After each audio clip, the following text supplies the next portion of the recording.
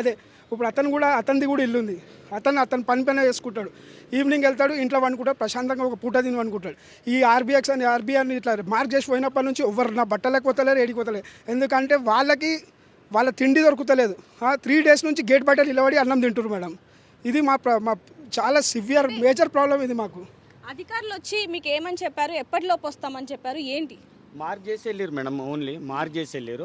ఇప్పుడు వాళ్ళు మాకు ఈరోజు ఎంఆర్ఓ గారితో మాట్లాడాము, పొద్దున వెళ్ళి మాట్లాడితే ఆయన ఏమంటారంటే కలెక్టర్ గారితో ముందు మీటింగ్ ఉందమ్మా, మీటింగ్ అయిన తర్వాత నెక్స్ట్ స్టెప్ ఏందనేది మేము చెప్తాము. మీరు ఒకవేళ డబుల్ బెడ్రూమ్ మీరు సాటిస్ఫై డబుల్ బెడ్రూమ్కి ఉన్నారంటే డబుల్ బెడ్రూమ్ మీరు తీసుకోండి, వెళ్ళిపోవచ్చు. మీకు ట్రావెలింగ్ కూడా మేమే అలౌ చేస్తాము. మీ సామాన్ అంతా అక్కడ చేర్చేది బాధ్యత కూడా మాదే అంటారు. కానీ మేము లక్షలు పెట్టుకొని కట్టుకున్న తర్వాత మాకు డబుల్ బెడ్రూమ్ ఏం అవసరం మేడం? మాకు ఇక్కడ ఎంతవరకు సరిపోతుంది డబుల్ బెడ్రూమ్? మా ప్రాపర్టీ ఇప్పుడు నేను బ్యాంక్ లోన్ కడుతున్నా, నాకు 30 lakhs ఉంది ఇంకా రిమైనింగ్. నేను ఎలా కడతాను మేడం నా ఇల్లు పోయినాక? అమ్మ, ఇప్పుడు మీ ఇంటికి కూడా మార్క్ చేయడం జరిగింది. మరి మీరు అధికారులు మీ ఇంటికి వచ్చినప్పుడు మీరు ఏమన్నా మాట్లాడారా? అసలు ఎందుకు రాస్తున్నారు? ఏంటమ్మా, కాళ్ళు మొక్కినా, ఏళ్ళు మొక్కినా, కాళ్ళ మీద పడ్డా. మా ఆయన లేడు, 3 పిల్లలు ఉన్నారు. నేను జీవనోపాధి మొత్తము ఎట్లా బట్టలు ఉతకాలి, ఆడ బట్టలు ఉతకాలి, అది నా ఇల్లు. ఆడ ఉతుకుతా, పిల్లలను చూసుకుంటా, ఆడ నేను చదువుకుంటున్నా. ఇస్త్రీ చేస్తే ఇంట్లో ఎట్లా బట్టలు ఉతుకుతా. నాది ఇదే పని. నేను రోడ్డు మీద పోయే పని చేసేది లేదు నాకు. ఇప్పుడు మరి నా పిల్లలు నేను ఎక్కడ పోవాలి? నువ్వు వస్తున్నావు, ఆర్బీఐ అని వేసినావు, గులగొట్టనీకి గులగొడుతున్నావు, మరి ఎక్కడ పోవాలి మేము? డబుల్ బెడ్రూమ్ ఇస్తా అంటే ఈయన రేవంత్ కట్టిండు డబుల్ బెడ్రూము, కేసీఆర్ కట్టిండు. ఎవరి కోసం కట్టిండు? ఇంట్లో లేని వాళ్ళ కోసం కట్టిండు. మాకున్నాయి కదా, కూడా గుడిసె ఉంది కదా, మా గుడిసెలు మాకు వదిలిపెట్టారు. డబుల్ బెడ్రూమ్ ఇస్తే మేము ఎక్కడ ఉతుకొని బట్టలు ఎక్కడ ఆరేసుకోవాలి, ఐరన్లు ఎక్కడ చేసుకోవాలి, అక్కడికి మోసుకోవాలా? ఇవన్నీ అక్కడికి మోసుకోవాలి, అక్కడ చేసుకోవాలా? మా కష్టము.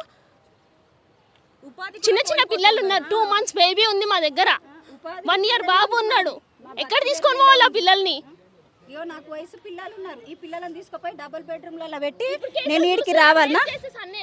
నేను ఈడ ఇస్త్రీ అనికి రావాలనా? నేను ఈడ బట్టలు ఉతికి రావాలనా? ఇక పిల్ల ఈరోజు కాలేజ్ ఎగ్జామ్ ఉంది, ఎగ్జామ్ వదిలిపెట్టి అంటే ఆయన ఎప్పుడు ఏం జరుగుతుందో, ఎప్పుడు వచ్చి డిమాలిషింగ్ చేస్తారో అని తెలియక ప్రాణాలు గుప్పెట్లో పెట్టుకొని శనివారం ఆదివారమే అవుతుంది, శనివారం ఆదివారమే కూల్చేస్తారు అని అంటే రాత్రంతా నిద్ర. 3 రోజుల నుంచి అంటే ఇక ఈడ ఒక చెబుత్ర పెట్టుకున్నాం. మా కాలనీకి మొత్తం అదే ఉంది, చెబుత్ర కాడనే కూర్చుంటున్నాం. రాత్రి 3:30 వరకు కూర్చొని పోయినాము. ఈరోజు పిల్ల ఎగ్జామ్ ఉంది, ఎగ్జామ్ మానేసింది. మరి ఇప్పుడు ఈ పిల్లని ఏం చేయాలి మేము? నువ్వు అంటున్నావు డబుల్ బెడ్రూమ్ ఇస్తా అంటారు, మరి మాకు తిననీకి ఎవరు ఇస్తారు? ఉపాధి కోల్పోయి నా మొగడికి ఇట్లా లేడు. ఇప్పుడు నాకు తీసుకొని వచ్చి రోజు ఇటు వదిలిపెట్టి పిల్లలను, మా ఆయన ఉంటే నేను పిల్లలను చూసుకుంటా, ఆయన కష్టం చేసుకొస్తాడు 5ో 10. మరి ఇప్పుడు నేను 2 వేషాలు నావే ఉన్నాయి, మరి ఇప్పుడు నేను పిల్లలను ఏం చేయాలి? నన్ను ఎవరు తీసుకొస్తారు రోజు 8 వరకు? ఈడ బట్టలు ఉతకాలి, నేను ఈడ ఇస్త్రీ చేయాలి.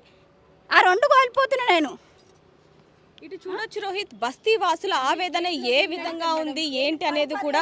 అంటే ఇల్లుతో పాటు మా ఉపాధి కూడా మేము కోల్పోతున్నాము అంటూ కూడా వాళ్ళు ఎంతగానో ఆవేదన వ్యక్తం చేస్తున్నారనే చెప్పాలి. ఒక వైపు నుంచి కూడా చూసుకుంటే వాళ్ళు ఎంత ధర్నా చేసినా, ఎవరైతే ఇప్పుడు ఇక్కడ లీడర్ కానివ్వండి, ఎమ్మెల్యే కానీ ఎవరు కూడా ఇప్పటి వరకు మా దగ్గరకు వచ్చి మీ సమస్యని, అంటే ఇప్పుడు జరుగుతున్న సమస్య గురించి మాట్లాడడం కానీ, లేకపోతే మేము వెళ్తే సరిగ్గా రెస్పాన్స్ కూడా ఇవ్వని పరిస్థితి ఏర్పడిందని చెప్పి కూడా వాళ్ళు ఆవేదన వ్యక్తం చేస్తున్నారనే చెప్పాలి. మరోవైపు నుంచి చూసుకుంటే గనక ఏదైతే ఇప్పుడు డబుల్ బెడ్రూమ్ ఇస్తామంటున్నారో అది ఎంతవరకు సమన్వయం? మేము ఎన్నో లక్షలు పెట్టి ఇక్కడ ఇల్లు కట్టుకొని, స్థలాలు కొని, ఇల్లు కట్టుకొని ఉంటున్న ఎన్నేళ్ళ నుంచి మేము ఇక్కడ ఉంటున్నాం. ఇళ్ళతో పాటు మా ఉపాధిని కూడా కోల్పోతున్నాం. మేము ఇంకా ఏదైనా సరే ఫైట్ చేస్తామే తప్ప ఏదైనప్పటికీ మాకు డబుల్ బెడ్రూమ్ ఇల్లు వద్దు అంటూ కూడా వాళ్ళు ఎంతో కటకండిగా అయితే చెప్పడం జరుగుతుంది. ఇక్కడ మనం చూసుకోవచ్చు, చాలా వరకు కూడా ఎంతోమంది ఇక్కడ అంటే ఉపాధి అంటే డ్యూటీలకు వెళ్ళకుండా వాళ్ళ పనులు మానేసుకొని, మరి అంటే శనివారం ఆదివారం వచ్చిందంటే చాలు జనాలలో బస్తీ వాసులు ఏదైతే ఇప్పుడు ఈ మూసీ నదికి సంబంధించి చుట్టుపక్కల ఏవైతే